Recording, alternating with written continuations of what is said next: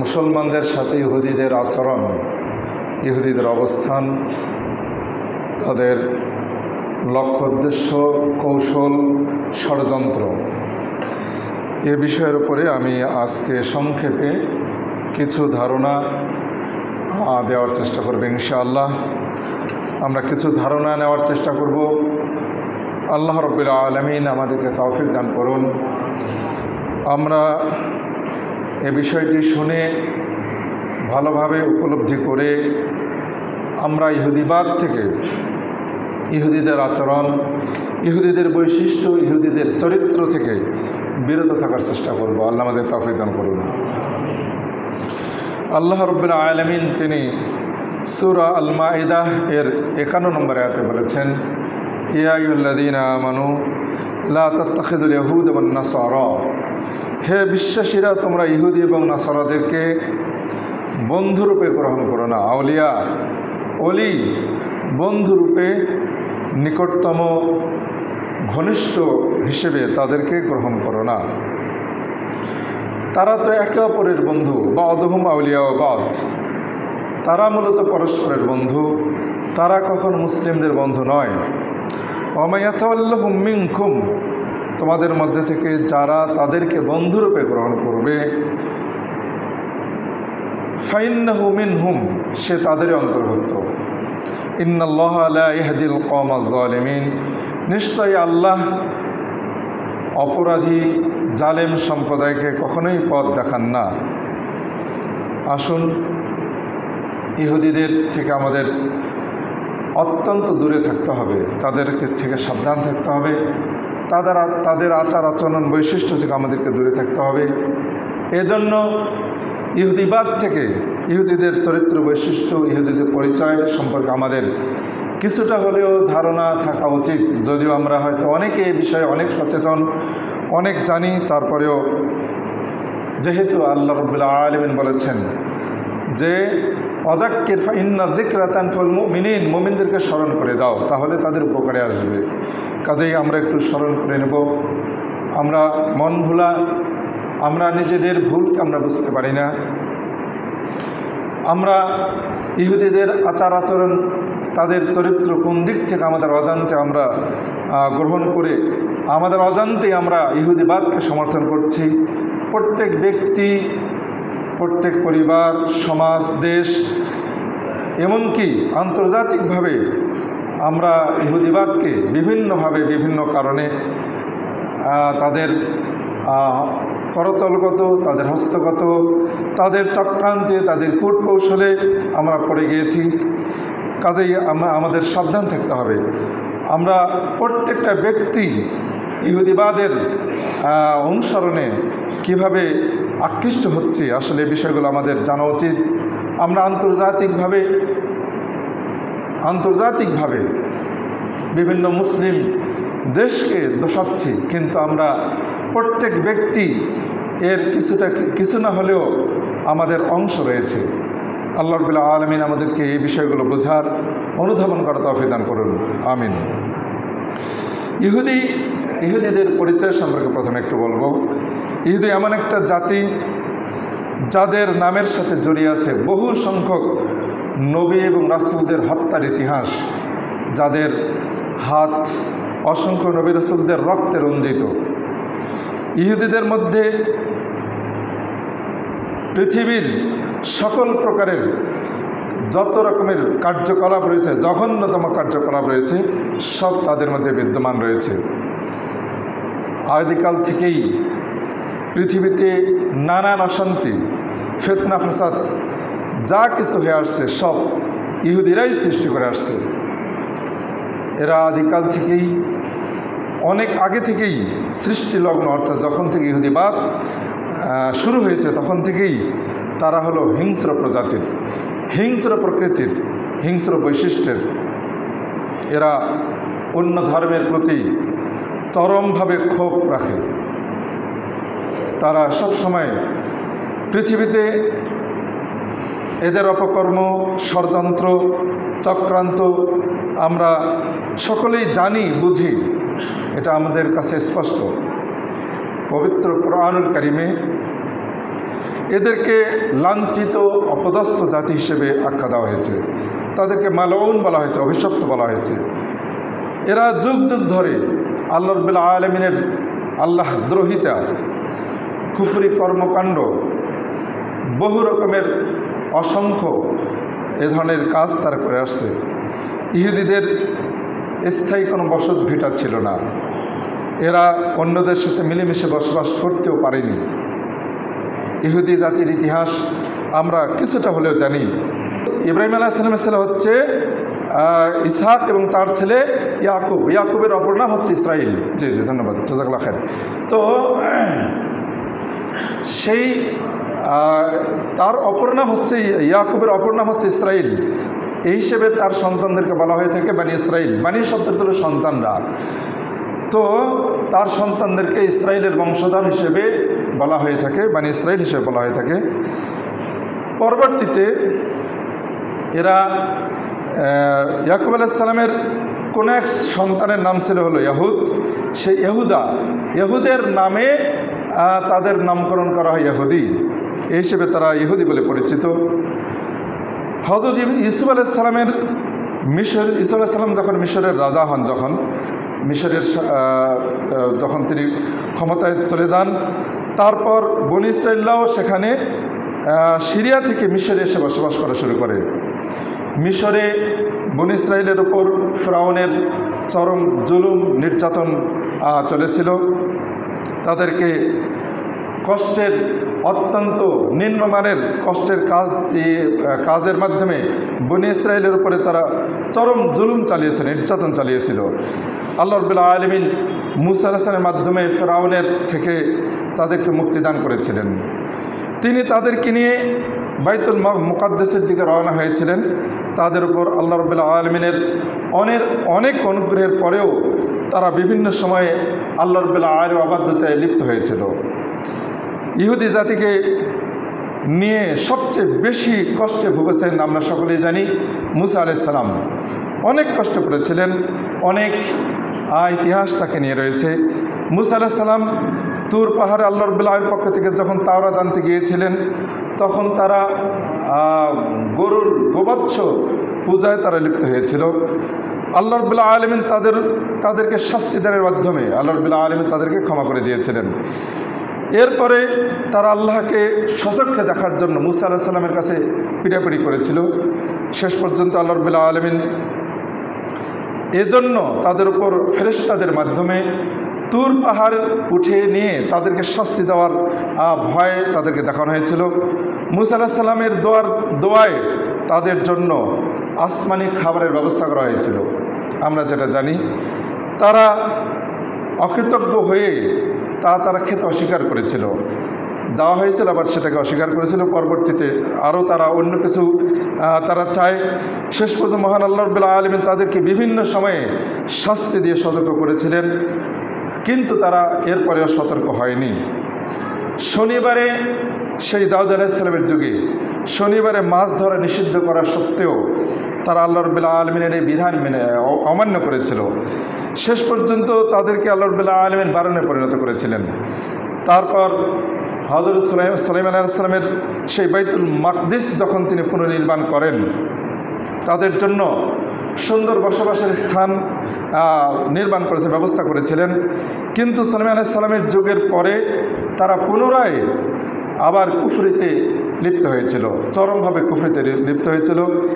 এরপর তাদেরকে অনেক নবী পাঠিয়ে আল্লাহ রাব্বুল আলামিন সতর্ক করেছিলেন।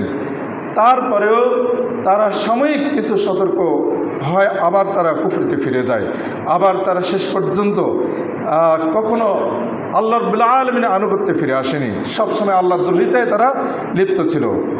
আল্লাহ রাব্বুল আলামিন তখন আল্লাহ রাব্বুল আলামিন গজব হিসেবে তাদের উপর মিশরের সম্রাট, তৎকালীন সম্রাট, তাদের উপর চড়াও হয়ে কঠিনভাবে তাদেরকে হত্যা, লুণ্ঠন ইত্যাদি চালিয়ে তাদেরকে চরমভাবে নির্যাতিত করে।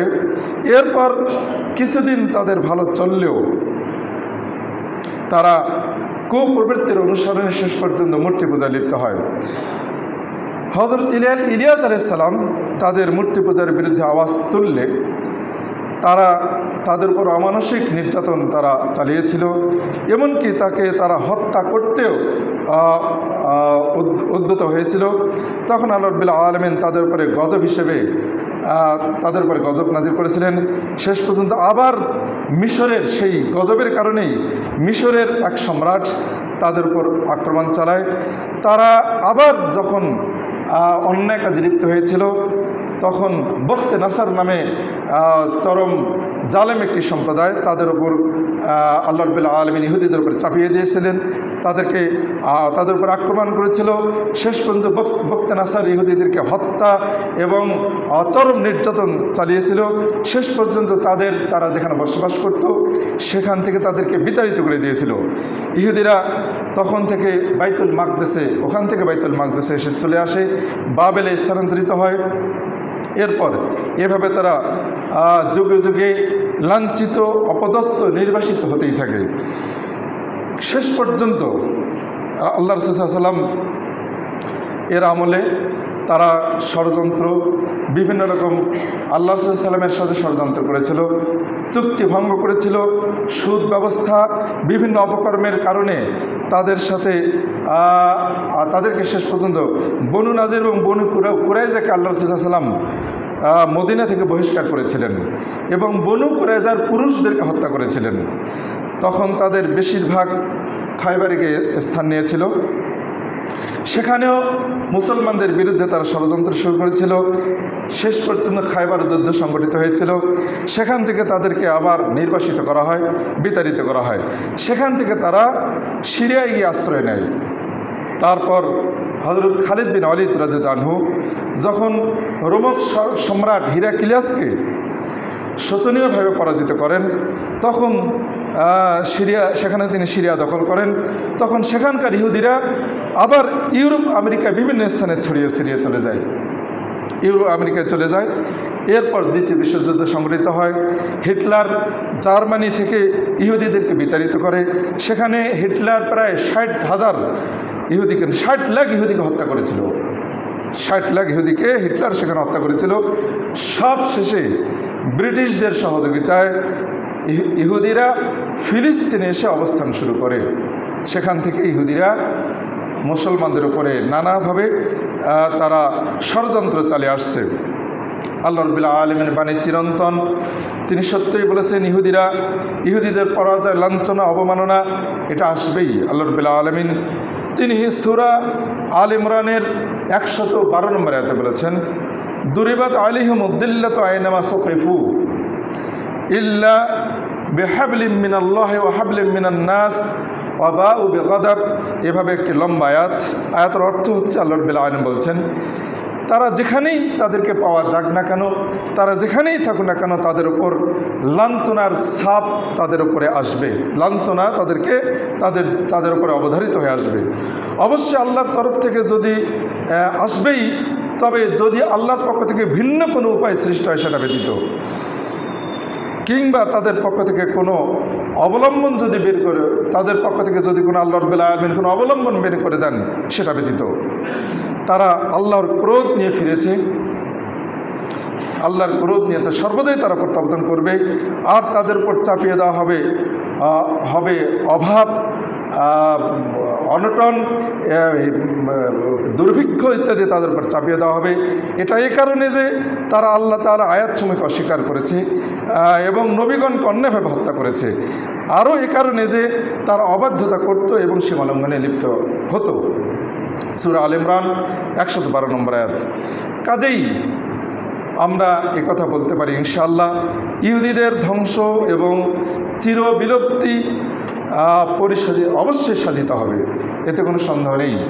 তারা খলিফাতুল্লাহ আল্লাহ রাব্বুল আলামিন খলিফা শেষ সেই ইমাম মাহদী, তিনি যখন পৃথিবীতে আসবেন তার হাতে তাদের শেষ পরিণতি ঘটবে, যেটা আল্লাহ সাল্লাল্লাহু আলাইহি ওয়াসাল্লাম বলে গেছেন। আল্লাহ রাব্বুল আলামিন ইহুদি জাতিদের ষড়যন্ত্র থেকে আমাদেরকে হেফাজত করুন, সকল বলে আমিন। আল্লাহ রাব্বুল আলামিন আমাদের রাসূল সাল্লাল্লাহু আলাইহি ওয়াসাল্লামকে যখন দুনিয়াতে পাঠিয়েছিলেন, তার বিরুদ্ধে ইহুদিরা ভয়ঙ্কর ষড়যন্ত্রে সবসময় লিপ্ত ছিল। যদিও তারা যদিও তারা আমাদের রাসূলকে নিজের সন্তানের মতো তারা চিনত। আল্লাহ রাব্বুল আলামিন সূরা বাকারার 146 নম্বর আয়াতে বলেছেন, আল্লাযীনা আতাইনাহুমুল কিতাব ইয়ারিফুনাহু কামা ইয়ারিফুনা আবনাহুম, যে যাদেরকে আমি কিতাব দিয়েছি, অর্থাৎ ইহুদি এবং খ্রিস্টানরা, এখানে বিশেষ করে ইহুদির উদ্দেশ্য। তো ইহুদি খ্রিস্টানরা তারা মুহাম্মদ সাল্লাল্লাহু আলাইহি ওয়াসাল্লামকে ওইভাবেই চিনত যেভাবে তারা তাদের নিজের ছেলেদেরকে চিনত। তো তারা তাদের ছেলেদেরকে যেভাবে চেনে সেইভাবে আল্লাহ রাসূলকে চেনা সত্ত্বেও তারা আল্লাহ রাসূলের উপরে ঈমান আনেনি, ঈমান আনতে অস্বীকার করেছিল। তাদেরকে তারা আল্লাহ রাসূলকে মিথ্যাবাদী হিসেবে বলেছিল।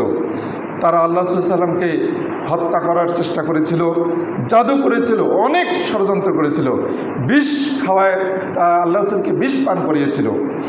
বিভিন্নভাবে তাদের উপরে বিভিন্নভাবে আল্লাহ রাব্বুল আলামিনের রাসূল সাল্লাল্লাহু আলাইহি ওয়াসাল্লামের সাথে তারা অনেক ষড়যন্ত্রে লিপ্ত হয়েছিল। আল্লাহ রাব্বুল আলামিন তিনি অন্যত্র বলছেন, ইয়া আইয়ুহাল্লাযীনা আমানু ইন তুতিউ ফারিকাম মিনাল্লাযীনা উতুল কিতাব, তাদের ব্যাপারে আমাদেরকে সাবধান করা হচ্ছে। আল্লাহ বলছেন, হে ঈমানদারগণ, যদি তোমরা কিতাবপ্রাপ্তদের কোনো দলকে অনুসরণ করো, ইহুদি হোক আর খ্রিস্টান হোক, তবে তারা তোমাদের ঈমান আনার পর আবার তোমাদেরকে কাফের বানিয়ে দিবে।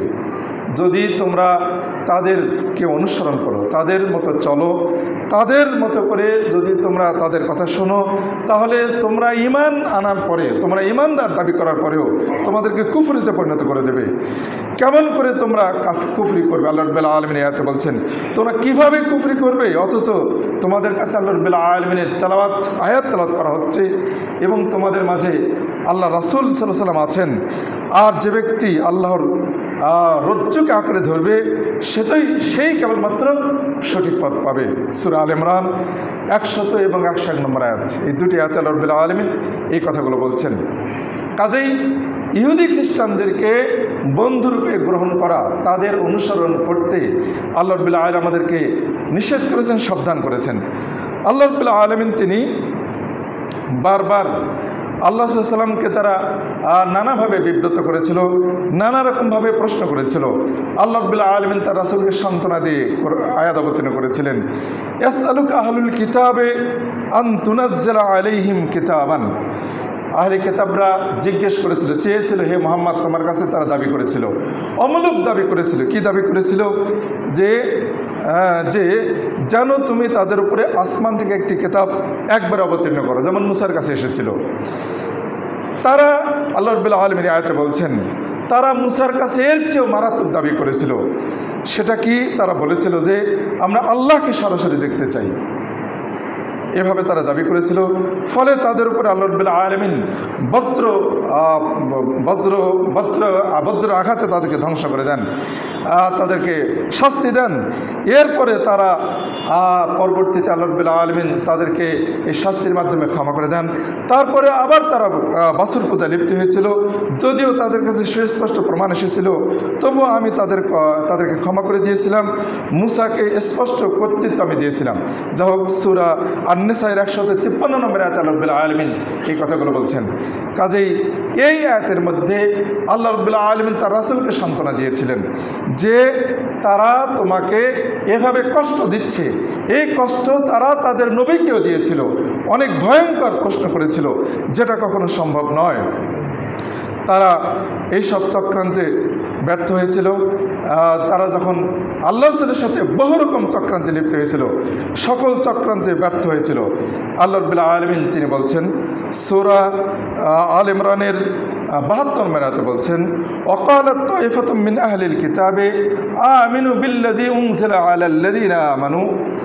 আহলে কিতাবের একটি দল বলল, কি বলেছিল? যে যা কিছু মুমিনদের উপরে নাজিল হয়েছে দিনের শুরুতে তা তোমরা বিশ্বাস করো, আর দিনের শেষে সেটাকে অস্বীকার করো, যাতে করে তারা ঈমান থেকে কুফরিতে ফিরে আসে, ইহুদিবাদে ফিরে আসে, ঈমান থেকে ফিরে আসে।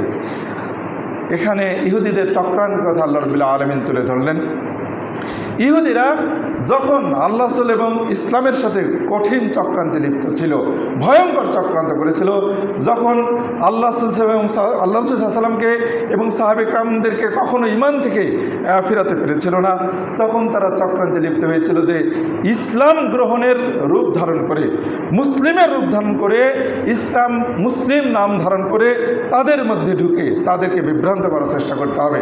যে কারণে তারা এই আল্লাহ রাব্বুল আলামিন তাদের এই চক্রান্তের কথাটি এই কোরআনে এখানে তুলে ধরলেন যে তাদেরকে বলে আমরা ঈমান আনলাম, আবার শেষে বলে আমরা অস্বীকার করলাম, যাতে করে তারা ইসলামকে নিয়ে দ্বিধাদ্বন্দ্বে পড়ে যায়, যাতে করে তারা ইসলাম থেকে, যারা ইসলাম গ্রহণ করেছে তারা ইসলাম থেকে ফিরে আসে। তারা এভাবে ভয়ঙ্কর চক্রান্তে লিপ্ত হয়েছিল। খলিফা ওসমান রাদিয়াল্লাহু আনহু এর সময় তারা সবচেয়ে বেশি সক্রিয় হয়েছিল। তারা ছদ্মবেশে সেই চক্রান্তকে বাস্তবায়নের জন্য সে আব্দুল ইবনে সাবা নামে এক ব্যক্তি মুসলিমদের মাঝে ফিতনা ছড়ানোর জন্য মুসলিম ছদ্মবেশে মুসলিমদের মধ্যে প্রবেশ করে ইসলাম নাম ধারণ করে, মুসলিম নাম ধারণ করে মুসলিমদের মধ্যে তারা সে বিভ্রান্ত ছড়িয়েছিল। সে দাবি করেছিল আল্লাহ সাল্লাম যখন ইন্তেকাল করলেন তখন তার আত্মা আলীর কাছে স্থানান্তর হয়েছে, আলীর কাছে স্থানান্তর হয়েছিল। যেমন মুসা আলাইহিস সালামের মৃত্যুর পর ইউশা বিন নুনের মাঝে মুসার আত্মা স্থানান্তরিত হয়েছিল। এভাবে সে বিভ্রান্ত ছড়িয়েছিল। যখন এভাবে বহু রকমের চক্রান্ত তারা ইসলামের আল্লাহ রাসূলের সাথে, সাহাবীদের সাথে, এমনকি সাহাবা কেরামগণদের পরেও আমরা পরবর্তীতেও বিভিন্ন রকমের ষড়যন্ত্র তাদের মধ্যে আমরা যেটা উপলব্ধি করছি, দেখতে পাচ্ছি, এখন আমরা হারে হারে বুঝতে পারছি। এই বিষয়গুলো আমাদের কাছে স্পষ্ট। আসুন আমি তাদের কিছু লক্ষ্য উদ্দেশ্য এবং তাদের কিছু বিষয় নিয়ে কথা বলবো। গবেষকগণ নিশ্চিতভাবে একটি কথা বলেছেন, গবেষকগণ যত কোরআন সুন্নাহর সবচেয়ে বড় বড় গবেষক তাদের পক্ষ থেকে একটি নিশ্চিত সিদ্ধান্ত হচ্ছে যে ইহুদিরাই প্রথমে শিয়া এবং রাফিজি মতবাদের ভিত্তি স্থাপন করেছিল। এই বর্তমান শিয়াদের সাথে যে তাদের যে চক্রান্ত বা যুদ্ধ বিগ্রহ শুরু হয়েছে, এই শিয়াদের উদ্ভব, শিয়াদের ভিত্তি স্থাপন একমাত্র করেছিল এই ইহুদিরাই। এটি কোরআন সুন্নাহর গবেষক যারা, তাদের পক্ষ থেকে এই বিষয়টি নিশ্চিত চূড়ান্ত। তারা আহলে সুন্নাহ থেকে বিভ্রান্ত ফেরকা গঠনে ভূমিকা রেখেছিল। তারাই মুতাজিলা, জাহমিয়া, বিভিন্ন ফেরকা আবিষ্কার করেছিল। ইসমাইলিয়া, নুসাইরিয়া, কারামিয়া, দুরুজ ইত্যাদি সম্প্রদায় তারা আবিষ্কার করেছিল। এটা হলো তাদের ষড়যন্ত্রের অন্যতম ফলাফল, অন্যতম সিদ্ধান্ত, অন্যতম কৌশল আর কি। কাজেই ইহুদিবাদের লক্ষ্য এবং উদ্দেশ্য কি, তাদের কি লক্ষ্য উদ্দেশ্য, এটা নিয়ে আমরা একটু শুনব। তাদের কি লক্ষ্য উদ্দেশ্য? ইহুদিবাদের চক্রান্ত আমরা বুঝতে পারলাম। তাদের সূচনা লগ্ন থেকে আজ পর্যন্ত মুসলিমদের বিরুদ্ধে তারা চক্রান্ত করে আসছে, মুসলিমদের মধ্যে বিভিন্ন দল সৃষ্টি করেছে, মুসলিমদের আকীদা নষ্ট করেছে, আকীদাকে হরণ করেছে। তারা মুসলিমদেরকে এমন ভয়ঙ্কর আকীদায় নিপতিত করেছে, শিরক এবং বেদাতে, চরম ভয়ঙ্কর শিরক বেদাতে লিপ্ত করেছে। কাজেই তাদের লক্ষ্য উদ্দেশ্য কি? এক নম্বর লক্ষ্য উদ্দেশ্য হচ্ছে আলেমগণ যে কথাটি বলেছেন, ইসরায়েল রাষ্ট্র গঠন এবং এটাকে স্থায়ীকরণ। তাদের মূল লক্ষ্য উদ্দেশ্য হচ্ছে ইসরায়েল নামক একটি শক্তিশালী রাষ্ট্র প্রতিষ্ঠা, যার রাজধানী হবে জেরুজালেম, যেটা বর্তমান বাইতুল মাকদেস, এবং সেখান থেকে তারা তাদের সকল পরিকল্পনা ও কার্যকাণ্ড পরিচালনা করবে। দুর্ভাগ্যজনক হলেও আজকে সেটাই সত্য, মুসলমানদের পিছিয়ে পড়ার কারণে, দিন থেকে দূরে থাকার কারণে, ইহুদিবাদকে, মুসলিমদের চরিত্র বৈশিষ্ট্য মুসলিমরা গ্রহণ না করে ইহুদিবাদকে গ্রহণ করার কারণে, ইহুদিদের বৈশিষ্ট্য গ্রহণ করার কারণে আজকে ইহুদিরা ইতিমধ্যেই তারা তাদের বহু স্বপ্নকে বাস্তবায়ন করেছে। এটা হলো একটা প্রথম লক্ষ্য উদ্দেশ্য। দ্বিতীয় লক্ষ্য উদ্দেশ্য হচ্ছে পৃথিবীর জাতিগুলোর ওপর তাদের নিয়ন্ত্রণ প্রতিষ্ঠা করা। তারা বিশ্বাস করে তারা আল্লাহর নির্বাচিত জাতি, এটা তারা মনে করে, যে তারা বলে যে আমরা আল্লাহর নির্বাচিত জাতি, আল্লাহর মনোনীত সৃষ্টি। তারা আল্লাহ রাব্বুল আলামিন এর নির্বাচিত জাতি হওয়ার কারণে অন্য সকল মানুষের উপরে তারা কর্তৃত্ব করবে। সকল মানুষ হলো দাস আর তারা হবে প্রভু। তাই তারা দুনিয়ার অন্যান্য জাতিগুলোর উপরে কর্তৃত্ব কায়েম করবে এবং তাদের নিজেদের সেবায় সকল মানুষকে নিয়োজিত করবে। এটা হলো তাদের অন্যতম একটি লক্ষ্য উদ্দেশ্য। তৃতীয় লক্ষ্য উদ্দেশ্য হচ্ছে মুসলমানদের সম্পূর্ণরূপে ধ্বংস করা। এটা হলো তাদের তৃতীয় লক্ষ্য উদ্দেশ্য। আল্লাহ রাব্বুল আলামিন তিনি কোরআনে বলেছেন, সূরা তাওবায়ের 10 নম্বর আয়াতে বলেছেন, লা ইয়ারকুবুনা ফি মুমিনিন ইল্লা ওয়ালা দিম্মা। আয়াতের অর্থ হচ্ছে তারা কোনো মুমিনের ব্যাপারে আত্মীয়তার সম্পর্ক কিংবা প্রতিশ্রুতি কখনো রক্ষা করবে না। তারাই হলো সীমালঙ্ঘনকারী। ইহুদিরা হচ্ছে সীমালঙ্ঘনকারী। মুসলিমদের সাথে তারা কখনো কোনো ভ্রাতৃত্ববোধ, আত্মীয়তাবোধ, রক্তের সম্পর্ক কোনো কিছুই তারা রক্ষা করবে না। আল্লাহ রাব্বুল আলামিন তিনি আরও বলেছেন, সূরা বাকারার 217 নম্বর আয়াতে বলেছেন, ওয়ালা ইয়াজালুনা ইউকাতিলুনাকুম। আয়াতের অর্থ হচ্ছে তারা সর্বদা তোমাদের সঙ্গে যুদ্ধ করতেই থাকবে যতক্ষণ না তোমাদের দিন থেকে ফিরিয়ে কুফরিতে পরিণত করবে। ততক্ষণ পর্যন্ত তারা যতক্ষণ পর্যন্ত সক্ষম হবে না ততক্ষণ পর্যন্ত তারা এই কাজটা করতেই থাকবে, কিন্তু তারা এই কাজে কখনো সক্ষম হবে না। সূরা বাকারা 217 নম্বর আয়াতে আল্লাহ এই কথাগুলো বললেন। 4 নম্বর তাদের লক্ষ্য উদ্দেশ্য হচ্ছে সমাজকে দুর্নীতিগ্রস্ত করা, নৈতিকতা, সমাজের নৈতিকতাকে ধ্বংস করা। তারা সমাজে বিভিন্ন অনৈতিক কাজ ছড়িয়ে দেবে, যেমন সুদকে ছড়িয়ে দেবে। যে সুদ আজকে আমরা অকাতরে গ্রহণ করেছি। আমরা বিভিন্ন মুসলিম দেশ ইহুদিদের সাথে বিভিন্ন সম্পর্কের কারণে আমরা বিভিন্ন মুসলিম দেশকে চাচ্ছি, কিন্তু প্রত্যেকটা মুসলিম ব্যক্তি আমরা সুদকে সাদরে গ্রহণ করার কারণে ইহুদিবাদকে গ্রহণ করেছি। ইহুদিদের এই চক্রান্ত, তাদের লক্ষ্য উদ্দেশ্য আমাদের অসংখ্য মুসলিমদের মধ্যে তা বাস্তবায়িত হয়েছে। মদ,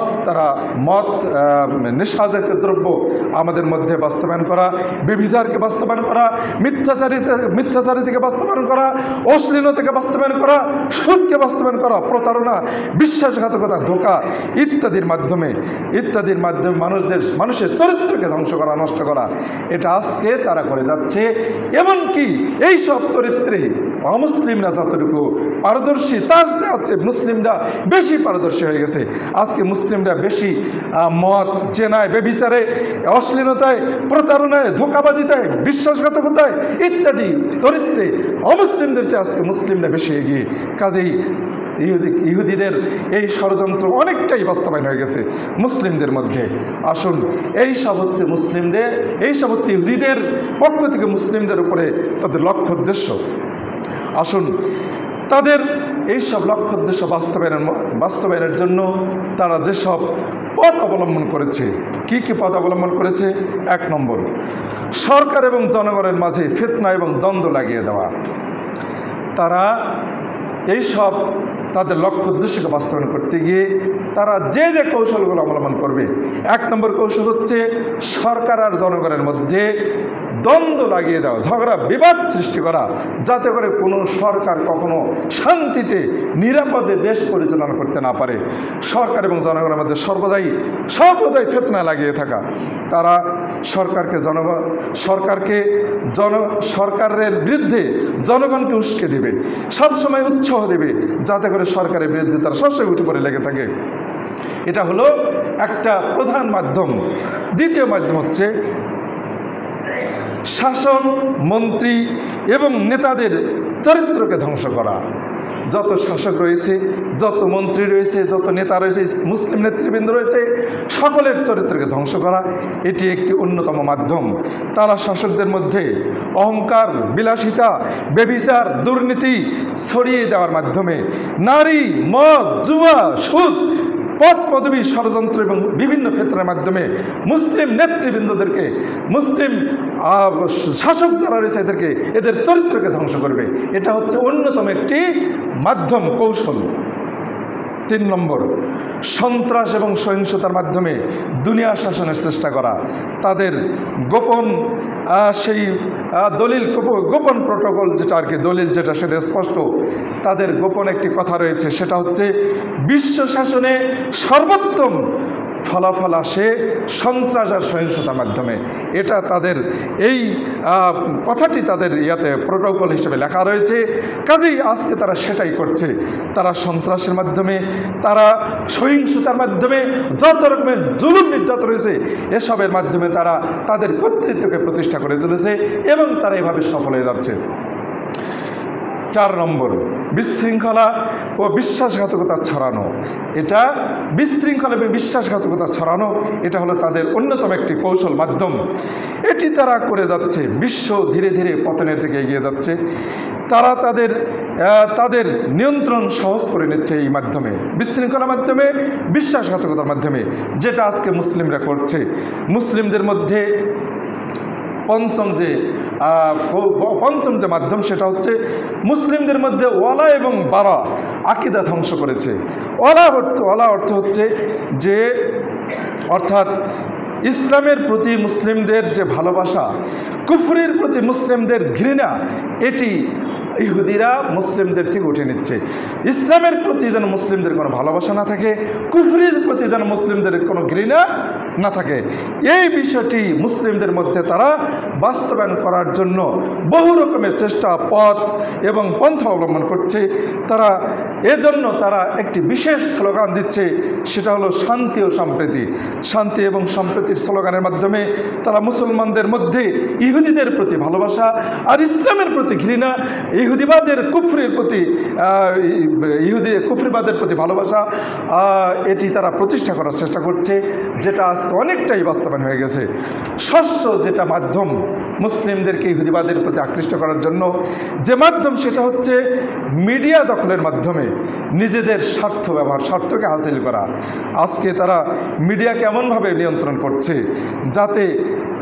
যাতে তা নৈতিকভাবে ধ্বংসাত্মক, রাজনৈতিকভাবে বিভ্রান্তকর এবং চিন্তা ভাবনায় দুদুল্যমান হয়, এমনভাবে তারা মুসলিমদের মধ্যে এই মিডিয়াকে ব্যবহার করছে।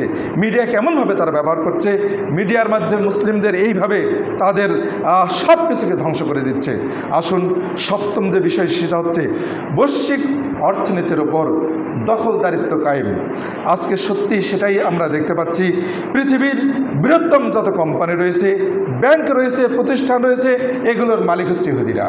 আজকে আমাদের এই ছোট্ট একটা বাংলাদেশ, সেখানে দেখবেন বহু পণ্য ইহুদিদের সেই প্রোডাক্ট আমরা দেখতে পাচ্ছি। কী করে হতে পারে? মাত্র কয়েক লক্ষ ইহুদি আর অসংখ্য কোটি কোটি মুসলিম এবং সেই খ্রিস্টান, তারপরেও তাদের এত বেশি পণ্য নেই যত এই মাত্র কয়েক লক্ষ ইহুদির পণ্য এই মানুষ আমাদের মাঝে। সত্যি সেটা বাস্তবায়ন হয়ে গেছে। তারা স্বর্ণ, সুদভিত্তিক লেনদেন, পুঁজিবাদ, কর আরোপ নীতি, বিমা নির্ভর সমাজতন্ত্র প্রচার, এসব কিছু তারা বাস্তবায়ন করেছে। আজকে সেটা আমাদের মধ্যে স্পষ্ট, এতে কোনো সন্দেহ নেই। এটা অন্যতম একটি মাধ্যম, অন্যতম একটি কৌশল। এই কৌশলের মাধ্যমে ইহুদিবাদকে তারা করার চেষ্টা করছে। অষ্টম 8 নম্বর যেটি হচ্ছে কৌশল, সেটা হচ্ছে ধ্বংসাত্মক মতবাদ এবং গুপ্তচর সংগঠন প্রতিষ্ঠা করা। ধ্বংসাত্মক মতবাদ আর গুপ্তচর প্রতিষ্ঠা করা। তারা বিপ্লবী দল, উগ্র রাজনৈতিক গোষ্ঠী, গুপ্তচর সংগঠন এবং অপহরণ, হত্যাকাণ্ডে জড়িত চক্রগুলোকে সমর্থন করে এবং এইসব চক্রকে সৃষ্টির মূল হোতা হলো তারা। এগুলোকে বিভিন্নভাবে অর্থ, টাকা পয়সা দিয়ে চক্রান্তের মাধ্যমে এগুলো তারা বাস্তবায়ন করছে। আজকে যেটা আমরা দেখতে পাচ্ছি, ইরানকে দমাতে গিয়ে তারা এভাবে হারে হারে জেঁকে বসেছে, যেটা তারা করে যাচ্ছে। আসুন, নবম যেটি তাদের কৌশল, সেটা হচ্ছে খ্রিস্টান এবং সাম্যবাদী রাষ্ট্রগুলোর উপর নিয়ন্ত্রণ কায়েম।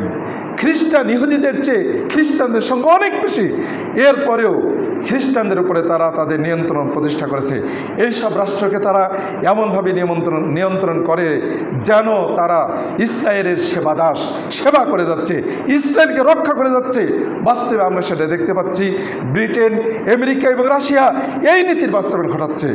আমরা সবশেষে এটাই বলবো, আল্লাহ রাব্বুল আলামিন তিনি এসব বাস্তবায়ন নিরবিচ্ছিন্নভাবে তিনি দেখছেন, পর্যবেক্ষণ করছেন। আল্লাহ রাব্বুল আলামিন সব কিছু জানেন, তিনি গায়বের খবর জানেন। আল্লাহ রাব্বুল আলামিন তিনি তো বলেছেন আল্লাহ খায়রুল মাকিরিন, আল্লাহ রাব্বুল আলামিন হলেন সবচাইতে শ্রেষ্ঠ, সবচাইতে বড় কৌশল। তা আল্লাহ রাব্বুল আলামিন তিনি তার সবচেয়ে বড় কৌশল রয়েছে। যত ইহুদি খ্রিস্টানরা কৌশল অবলম্বন করুক না কেন, কখনোই ইহুদিবাদ পৃথিবীতে শেষ পর্যন্ত প্রতিষ্ঠিত হবে না। সব শেষে ইহুদিবাদ বিদায় নেবেই নেবে। এমনকি একটা গাছ পর্যন্ত বলে দেবে যে আমার পিছনে ইহুদি লুকিয়ে আছে, তাকে হত্যা করে। হে মুসলিম, এদিকে এগিয়ে এসে ইহুদিকে হত্যা করো। কিন্তু সাবধান, সেটা কিভাবে হবে? সেটা একমাত্র উপায় হচ্ছে ইহুদিদের যে চরিত্র বৈশিষ্ট্যগুলো আমরা যতটুকু শুনলাম, তাদের যে ষড়যন্ত্র এবং এই ষড়যন্ত্র বাস্তবায়নের যে মাধ্যমগুলো, এগুলো থেকে আমাদেরকে সাবধান থাকতে হবে, দূরে থাকতে হবে। হিংস্র মতবাদের হওয়া যাবে না, দুষ্কৃতকারী হওয়া যাবে না। হারাম যত কাজ রয়েছে, যত ইসলামে যত হারাম রয়েছে, এই হারামগুলো থেকে দূরে থাকার চেষ্টা করতে হবে। তাহলেই কেবলমাত্র ইহুদিবাদকে চিরতরে দুনিয়া থেকে বিদায় দেওয়া সম্ভব। আমরা যত ইহুদিকে মুখে ঘৃণা করি না কেন, কিন্তু আজকে যদি তাদের চরিত্র আমরা গ্রহণ করি, তাহলে দেখা যাচ্ছে আপনার আমার মাধ্যমেই ইহুদিবাদ প্রতিষ্ঠিত হচ্ছে। আমরা কি সুদকে গ্রহণ করেছি কিনা? অবশ্যই করেছি। তাহলে ইহুদিবাদকে সমর্থন করি কিনা? জেনাকে বিভিন্নভাবে আমাদের মধ্যে আসার জন্য যত রকমের উপায় রয়েছে, মাধ্যম রয়েছে, সেগুলিকে আমরা প্রশ্রয় দিয়েছি, সেগুলি গ্রহণ করছি। পর্দাকে কি আমরা গ্রহণ করি? ইহুদিবাদের অশ্লীলতাকে, উলঙ্গপনাকে আমরা গ্রহণ করছি, আমরা মুসলিম হয়েও। তাহলে আমরা ইহুদিবাদকে সমর্থন করি না ইহুদিবাদকে ঘৃণা করি? কোনটি? বোঝা যাচ্ছে সমর্থন করি। আসুন আমরা প্রত্যেক ব্যক্তি একটু হলেও, কিছু না হলেও ইহুদিবাদের প্রতিষ্ঠার ব্যাপারে সহযোগিতা করে যাচ্ছি। আল্লাহ রাব্বুল আলামিন আমাদেরকে ইহুদিবাদের এই ভয়ঙ্কর ষড়যন্ত্র থেকে বিরত থাকার এই বিষয়টিকে বুঝে সুঝে উপলব্ধি করে ইসলামের আচরণ, ইসলামের বৈশিষ্ট্য, সেই সর্বকালীন সর্বজনীন ইসলামের চরিত্রগুলোকে মানুষের মনকে জয় করার জন্য সেই ইহুদি খ্রিস্টান এবং মুসলিমদের মধ্যে যে ভ্রাতৃত্ববোধ, মুসলিমদের মধ্যে ভ্রাতৃত্ববোধকে প্রতিষ্ঠা করার জন্য, এবং অমুসলিমদেরকে ইসলামের ছায়াতলে যদি তারা থাকে, যদি তারা ইসলামের উপরে অস্ত্র ধারণ না করে, তাহলে তাদেরকে কিভাবে দমন করতে হবে, তাদের কিভাবে প্রশ্রয় দিতে হবে, এর নীতি ইসলামে রয়েছে। আসুন আমরা সব কিছু আমরা এই বিষয়গুলো ভাববো, বুঝবো। ইসলামের প্রত্যেকটি বৈশিষ্ট্যের অনুসরণের মাধ্যমে ইহুদিবাদকে আমাদের থেকে বিদায় দেওয়া সম্ভব। আল্লাহ রাব্বুল আমাদেরকে সে তৌফিক দান করুন। ওয়া আখিরু দাওয়ানা আলহামদুলিল্লাহি রাব্বিল আলামিন।